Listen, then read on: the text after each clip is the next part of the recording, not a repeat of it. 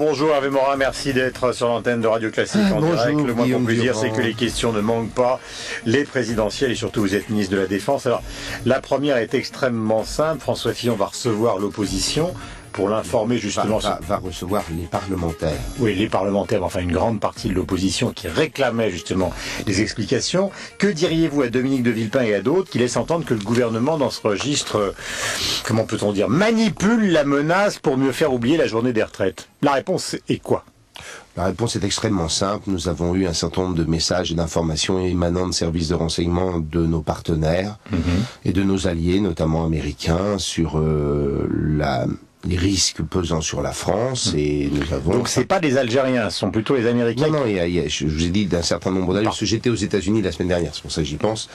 Et donc cette menace existe, elle est un bruit de fond permanent pour l'ensemble des démocraties occidentales. C'est la seule menace réelle, nous n'avons pas d'ennemis.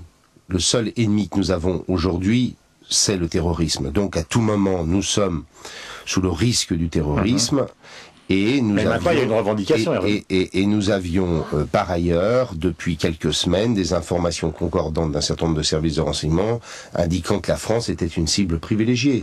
Donc il n'y a absolument aucune manipulation en la matière. Mais la cible privilégiée, c'était quoi? C'était Paris? C'était la France métropolitaine? Ou c'était justement la région subsaharienne? Après, vous savez que la France fait partie des cibles prioritaires. De là à considérer que vous savez précisément ce qui s'y passe, c'est autre chose. La revendication qui vous est parvenue, enfin qui est parvenue globalement par le biais justement d'Al Jazeera, par le biais du site internet, est-ce que vous la prenez au sérieux? Est-ce qu'elle a été vérifiée? Surtout qu'elle, je cite, ultérieurement de demande légitime. C'est la fin de la phrase du communiqué, ce qui veut dire chantage politique, chantage financier, bombe. Al-Qaïda au Maghreb islamique procède toujours de cette façon quand il revendique une prise d'otage ou un attentat, bref. Donc la piste d'Al Jazeera, du moins le moyen d'Al Jazeera, permet de considérer que la revendication est crédible. Et il nous appartient, après d'attendre les revendications précises que nous n'avons pas. Dans cette histoire, la discrétion, elle doit être la règle absolue. Voilà. Dans la contre-offensive ou dans la manière de repérer les otages? La discrétion, la confidentialité de ce que mène la France, c'est un élément qui me semble devoir être en permanence dans la tête de tous les dirigeants politiques. D'accord, Hervé Morin, mais alors dans ce cas-là, pourquoi être intervenu il y a quelques jours, justement, militairement? C'est ce que vous reproche le communiqué, après l'affaire Germano. Mais Germano, c'est radicalement différent. Mais c'était pas la discrétion, parce que là, il y avait des militaires qui sont intervenus. C'est aussi pour ça, disent-ils. Lorsque nous avons mené l'opération, oui, absolument. Germano. Oui. Mais attendez. C'est ce qui vous reproche aujourd'hui dans le communiqué. Oui, bien sûr, mais enfin, Germano, je voudrais quand même vous rappeler le contexte. Nous étions sur un enlèvement d'un homme sur lequel nous n'avions aucune revendication. Aucune. Ils avaient même refusé la médiation médicale, c'est-à-dire qu'ils avaient même refusé que nous puissions apporter des médicaments, faire passer des médicaments à Michel Germano puisqu'il en avait besoin pour sa santé. Et donc nous avons mené une opération qui était l'opération de la dernière chance. Était-il encore en vie? Nous n'en savons rien.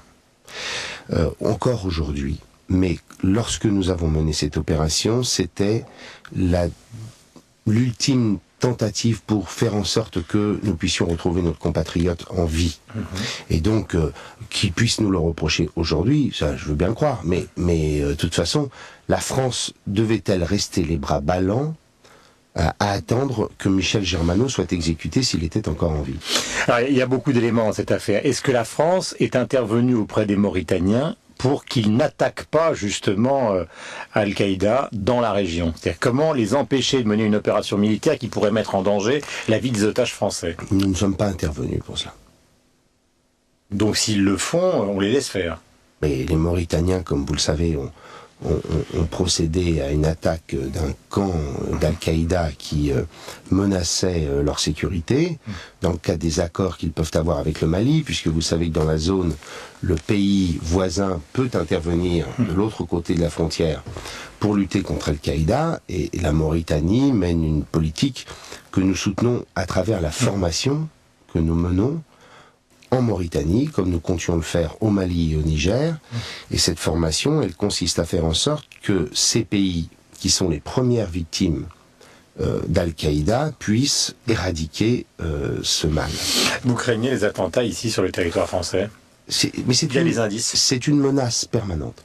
C'est pas, c'est quelque chose, comme vous le savez, qui, je veux dire, il faut bien avoir en tête qu'à travers la coopération que nous avons dans le monde, et qui marchait extrêmement bien entre tous les services de renseignement, nous déjouons beaucoup de tentatives d'attentats, nous démantelons beaucoup de réseaux en permanence. François Fillon était aux journées parlementaires du Nouveau Centre, vous l'avez écouté. Voici l'avertissement qu'il vous a lancé hier, c'est Anissa El Jaoui. Je n'y étais pas.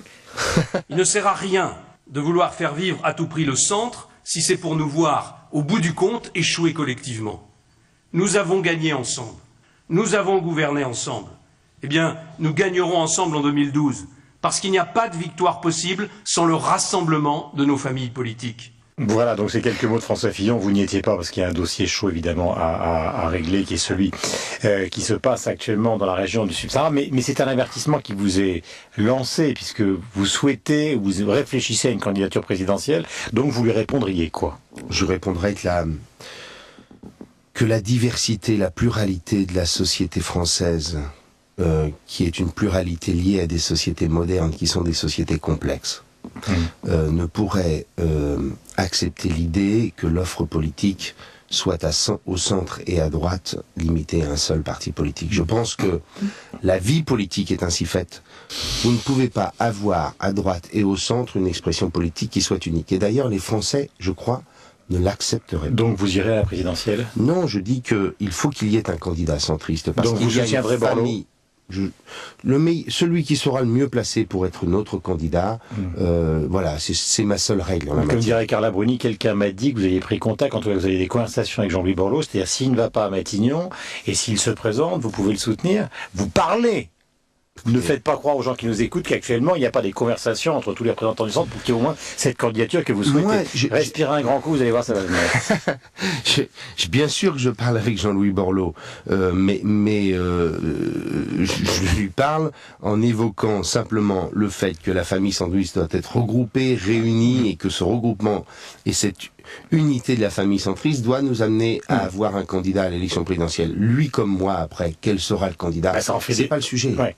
L'objectif qui doit être le nôtre, c'est de faire en sorte que nous puissions défendre nos idées, défendre la vision de la société française, porter l'idée d'une Europe politique qui soit une puissance, qui ne devienne pas un protectorat ou sous condominium sino-américain à l'horizon de 50 ans. C'est bien de cela dont il s'agit. Eh bien, quand on a ces sujets-là en tête, on fait en sorte qu'on les défende. Et on les défend en ayant un candidat à l'élection présidentielle. Il semble que le président de la République ne veuille pas de cette candidature. Mais moi, je pense... Vous lui répondriez quoi à lui s'il nous écoute ce matin? Je réponds simplement que les Français ne pourraient accepter que dans un monde où l'offre est si diverse dans tous les compartiments de leur vie, eh bien, quand il s'agit de l'exercice le plus important, qui est l'exercice démocratique, ils se retrouvent avec un choix unique. Ça n'est pas possible.